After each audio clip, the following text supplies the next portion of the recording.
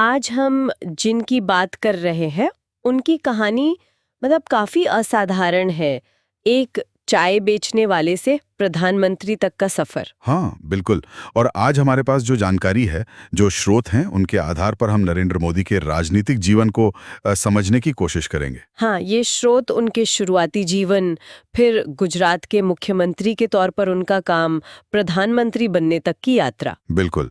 और उनकी जो अहम नीतियां रहीं और लोगों के बीच उनकी छवि कैसी है, ये सब इन स्रोतों में शामिल है। तो ठीक है, कोशिश करते हैं इन स्रोतों से मुख्य बातें निकालने की, ताकि उनके सियासी सफर और असर को समझा जा सके। चलिए उनके शुरुआती जीवन से शुरू करते हैं। जन्म वडनगर, गुजरात में 17 सितंबर 1950। पृष्ठभूमि काफी साधारण बताई जाती है। हाँ, और जानकारी ये भी कहती है कि वो काफी कम उम्र में ही राष्ट्रीय स्वयंसेवक संघ मतलब आरएसएस से जुड़ गए थे। अच्छा। और ये जो जुड़ाव था, स्रोत बताते हैं कि इसने उनकी राजनीतिक सोच पर, उनकी विचारधारा पर एक गहरा असर डाला, जो बाद में उनके करियर की कह सकते हैं बुनियाद बना। फिर वो गुजरात के मुख्यमंत्री बने 2001 से 2014 तक। एक लंबा कार्यकाल। इन दस्तावेजों में उनके समय के आर्थिक विकास पर काफी जोर है ना? हाँ, सही कहा। आर्थिक विकास और गुजरात में निवेश लाना, ये उनके मुख्यमंत्री काल की मतलब एक पहचान बताई जाती है स्रोतों में। लेकिन हाँ, वही स्रोत 2002 के गुजरात दंगों का भी जिक्र करते हैं और उन दंगों से निपटने के तरीके को लेकर जो आलोचना हुई थी, उसका भी जिक्र है। अच्छा। और स्रोत इसे उनकी विरासत का एक विवादास्पद हिस्सा मानते हैं। तो ये दिलचस्प है कि स्रोत एक ही समय में विकास की बात भी करते हैं और इस गंभीर विवाद का भी जिक्र करते हैं। अच्छा, फिर 2014 में वो प्रधानमंत्री बने। हाँ, और 2019 में तो और भी बड़े बहुमत से दोबारा चुने गए। इन रिपोर्ट्स में उनके कार्यकाल में सत्ता के केंद्रीकरण की जो प्रवृत्ति है, उसका भी जिक्र है। बिल्कुल। और प्रधानमंत्री के तौर पर उन्होंने कई बड़ी नीतियां शुरू की, जैसे जानकारी बताती है कि स्वच्छ भारत अभियान था। हाँ, वो तो राष्ट्रव्यापी साफ सफाई के लिए था। सही। और फिर 2016 की नोटबंदी, वो भी काफी चर्चा में रही, जब 500 और 1000 रुपए तक नोट बंद हुए थे। हाँ, कहा गया था कि काले धन पर रोक लगाने के लिए। हालांकि उसके असर पर तो खैर काफी बहस हुई। हाँ, उस पर स्रोतों में भी अलग अलग बातें हैं।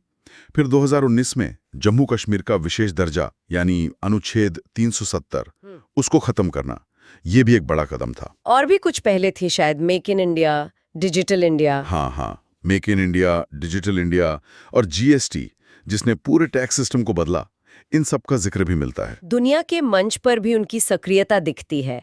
जानकारी कहती है कि उन्होंने वैश्विक नेताओं से रिश्ते बनाने और भारत की छवि को मतलब वैश्विक स्तर पर बढ़ाने पर ध्यान दिया है। हाँ, विदेश नीति उनके कार्यकाल का एक अहम हिस्सा रही है। अब अगर हम उनकी छवि की बात करें लोगों के बीच, हाँ, वो कैसी बताई जाती है इन स्रोतों में? तो स्रोत उन्हें एक करिश्माई वक्ता बताते हैं, जो राष्ट्रवाद और विकास की बातें करते हैं।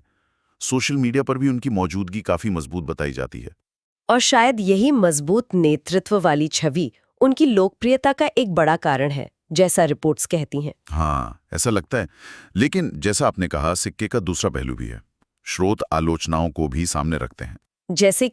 जैसे 2021 में कोविड-19 की दूसरी लहर के दौरान सरकार के रिस्पॉन्स की आलोचना हुई। ये स्रोतों में दर्ज है। अच्छा। साथ ही उन पर हिंदू राष्ट्रवादी एजेंडा बढ़ाने और सत्ता को जरूरत से ज्यादा केंद्रित करने के आरोप भी लगते रहे हैं, ऐसा इन दस्तावेजों में कहा गया है।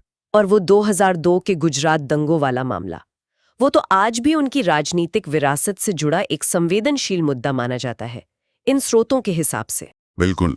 तो कुल मिलाकर देखें तो ये जानकारी एक ऐसी यात्रा दिखाती है जो बहुत ही साधारण शुरुआत से देश के सर्वोच्च पद तक जाती है।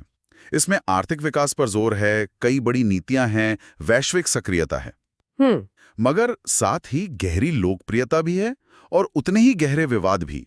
दोनों ही चीजें उनकी कहानी का हिस्सा हैं, जैसा ये स्रोत दर्शाते हैं। बिल्कुल।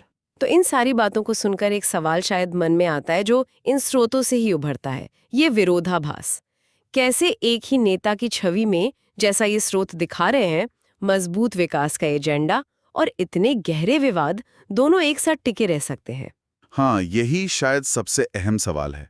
किसी नेता का इतना लंबा राजनीतिक जीवन, पहले मुख्यमंत्री फिर प्रधानमंत्री, उसका स्थायी प्रभाव क्या होता है, खासकर तब जब उनकी कहानी में उपलब्धियां भी हों और विवाद भी, और दोनों ही इतने प्रबल हों।